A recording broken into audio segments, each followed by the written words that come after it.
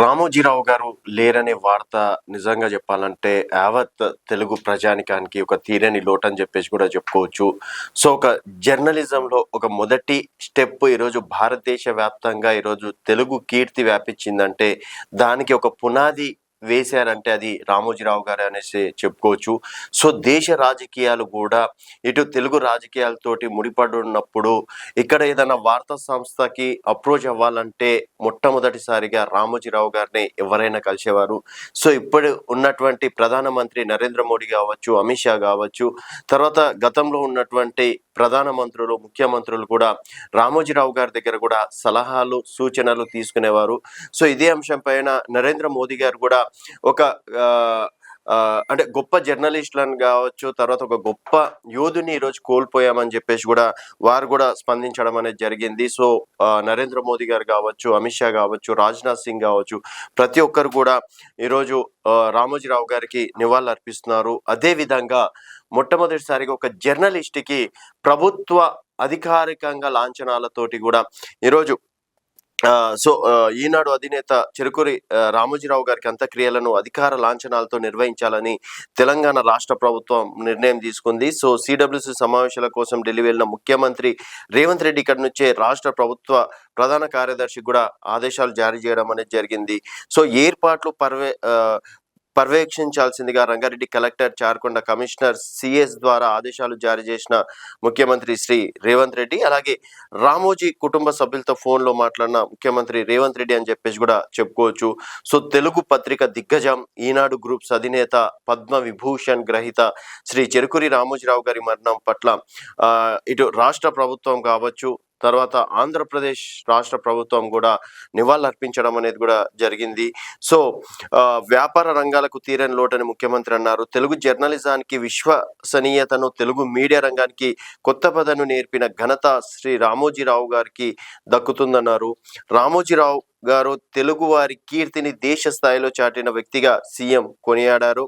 రంగం ఏదైనా విలువలకు, విశ్వసనీయతకు పెద్దపీట వేసిన వ్యక్తి రామోజీరావు అన్నారు.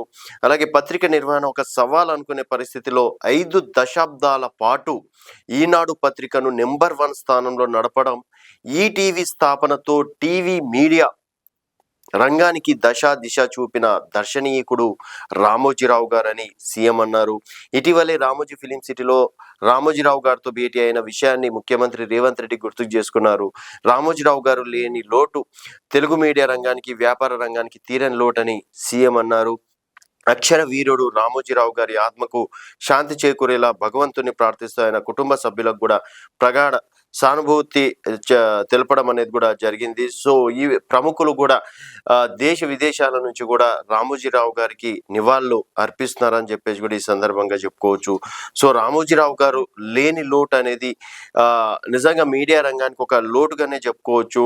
సో రామోజీరావు గారి మృతి దిగ్భ్రాంతికి గురి చేసింది తెలుగు ప్రజలకే కాదు, దేశానికి తీరని లోటు అని చెప్పేసి కూడా చెప్తున్నారు. సాధారణ వ్యక్తిగా ప్రారంభమైన ఆయన జీవితం అందరికీ ఆదర్శం. నిరంతర శ్రమ, నిత్యం కొత్తదనం కోసం తపన, చెదరని ఆత్మస్థైర్యం, నిబంధత, క్రమశిక్షణ కలిగిన గొప్ప వ్యక్తి ఆయన. తెలుగువాడి సత్తను యావత్ ప్రపంచానికి చాటి చెప్పిన రామోజీరావు గారు చిరస్మరణీయులు. పత్రిక, టీవీ, సినిమా తదితర రంగాల్లో రామోజీరావు గారు సాధించిన విజయాలు ఆయనకు మాత్రమే కాకుండా యావత్ తెలుగు జాతికి గర్వకారణం. అక్షరానికి సామాజిక బాధ్యత ఉందని నిరూపించారు. అలాగే సమాజ హితం కోసం మీడియా ద్వారా కృషి చేశారు. ఏ రంగంలో అడుగుపెట్టినా తనదైన ముద్ర వేశారు. ప్రతి వ్యాపారంలో అగ్రగామిగా నిలిచారు. ఒక చిరుద్యోగిగా తన ప్రస్థానాన్ని ప్రారంభించిన రామోజీరావు వేల మందికి ఉద్యోగాలు ఇచ్చే స్థాయికి ఎదిగారు. ఎంతో మంది కుటుంబాల్లో వెలుగు నింపారు. తెలుగు భాషను కాపాడేందుకు ఆయన చేసిన కృషి ఎంతో గొప్పదని చెప్పేసి కూడా ఈ సందర్భంగా చెప్పుకోవచ్చు. జర్నలిజం, సాహిత్య రంగాల్లో ఆయన చేసిన కృషి గొప్పది. సమాజ సేవ చేసి ఎంతో మంది గుండెల్లో నిలిచిపోయారు. కుటుంబ సభ్యులకు, సన్నిహితులకు నా ప్రగాఢ సానుభూతి. రామోజీరావు గారు ఆత్మకు చేకూరాలని చెప్పేసి కూడా వైబ్రాంట్ మీడియా నుంచి భగవంతుణ్ణి ప్రార్థిస్తున్నాం అని చెప్పేసి కూడా ఈ సందర్భంగా చెప్పుకోవచ్చు. సో ఇటు దేశ విదేశాల నుంచి కావచ్చు, మంత్రులు, ప్రధాన మంత్రులు, కేంద్ర మంత్రులు కూడా ఈరోజు రామోజీరావు గారికి నివాళులు అర్పిస్తున్నారు. ఒక గొప్ప వ్యక్తి, ఒక గొప్ప జర్నలిస్ట్. ఈరోజు వేలాది మంది జర్నలిస్టులు ఉన్నారు, గొప్ప గొప్ప స్థాయిలో ఉన్నారంటే కూడా దానికి అక్షర బీజం వేసింది కూడా రామోజీరావు గారే అని చెప్పేసి కూడా చెప్పుకోవచ్చు. అలాగే ప్రపంచవ్యాప్తంగా మొట్టమొదటిసారిగా భారీ film industry, Ramoji film industry, ఎవరికైనా గుర్తుకొచ్చేది అదే. సో అలాంటి గొప్ప గొప్ప సినిమాలని, పాన్ ఇండియా మూవీలను కూడా నిర్మాణం చేసింది కూడా రామోజీ ఫిలిం సిటీలో అని చెప్పేసి కూడా చెప్పుకోవచ్చు. అలాంటి గొప్ప ఒక ఫిలిం సిటీని నిర్మడం కావచ్చు. తర్వాత అన్నదాత అనే ఒక పత్రిక నుంచి, ఒక ఎపిసోడ్ నుంచి ఈరోజు ఎంతో మంది రైతులకి ఎలాంటి సమయంలో ఎలాంటి పంటలు వేయాలని చెప్పేసి కూడా ఎంతో మంది రైతుల గురించి కూడా ఆలోచించిన వ్యక్తి. అలాగే సితారా అనే పత్రికని తీసుకొచ్చి ఈరోజు సినీ ఇండస్ట్రీ గురించి కూడా గొప్పగా చాటి వ్యక్తిన వ్యక్తి కూడా రామోజీరావు అని చెప్పేసి కూడా చెప్పుకోవచ్చు. మార్గదర్శి చిట్ ఫండ్స్ ను స్థాపించి తర్వాత ఈటీవీ, ఈనాడు పత్రికలు, తద్వారా ఈరోజు రామోజీ ఫిలిం సిటీ, అలాగే ఎన్నో సేవా కార్యక్రమాలు చేపట్టిన ఘనత ఒక రామోజీరావుకే దక్కుతుందని చెప్పేసి కూడా చెప్పుకోవచ్చు. పద్మశ్రీ నుంచి పద్మ విభూషణ్ వరకు అవార్డులు అందుకున్న ఒక తెలుగు వ్యక్తి కూడా రామోజీరావు గారే. సో భారతరత్న కూడా ఇవ్వాలి అని చెప్పేసి కూడా చాలా మంది ప్రముఖులు కూడా చెప్పడం అనేది కూడా జరుగుతుంది. కృష్ణా జిల్లాలో పుట్టి ఈరోజు అంతర్జాతీయంగా ఒక వెలుగు వెలిగిన నేత, ఒక గొప్ప అక్షర యోధుడు రామోజీరావు గారు అని చెప్పేసి కూడా చెప్పుకోవచ్చు.